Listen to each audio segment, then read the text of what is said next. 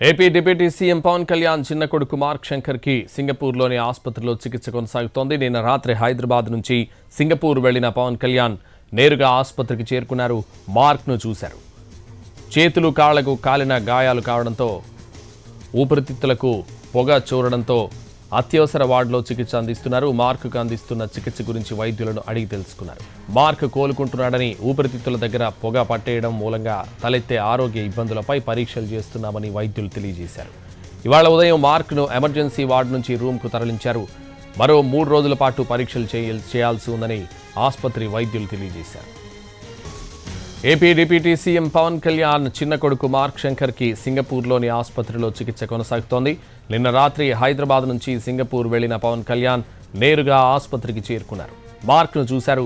చేతులు కాళ్లకు కాలిన గాయాలు ఉండడంతో ఊపిరితిత్తులకు పొగ చూరడంతో అత్యవసర వార్డులో చికిత్స అందిస్తున్నారు. మార్క్కు అందిస్తున్న చికిత్స గురించి వైద్యులను అడిగి తెలుసుకున్నారు. మార్క్ కోలుకుంటున్నాడని, ఊపిరితిత్తుల దగ్గర పొగ పట్టేయడం మూలంగా తలెత్తే ఆరోగ్య ఇబ్బందులపై పరీక్షలు చేస్తున్నామని వైద్యులు తెలియజేశారు. ఇవాళ ఉదయం మార్క్ను ఎమర్జెన్సీ వార్డు నుంచి రూమ్కు తరలించారు. మరో 3 రోజుల పాటు పరీక్షలు చేయాల్సి ఉందని ఆసుపత్రి వైద్యులు తెలియజేశారు. అగ్ని ప్రమాదంలో గాయపడ్డ మార్క్ శంకర్ కోలుకుంటున్నాడు. AP deputy CM Pawan Kalyan చిన్న కొడుకు 7 ఏళ్ల మార్క్ శంకర్ సింగపూర్ స్కూల్లో చదువుకుంటున్నాడు. స్కూల్లో అగ్ని ప్రమాదం జరగడంతో శంకర్ చేతులు కాళ్లపై గాయాలయ్యాయి. ఊపిరితిత్తుల్లోకి పొగ వెళ్లినట్టు తెలుస్తోంది. ప్రమాదంలో మార్క్ శంకర్తో పాటు మరో 15 మంది చిన్నారులు గాయపడినట్టు తెలుస్తోంది. ప్రస్తుతం మార్క్ శంకర్ కోలుకుంటున్నాడు.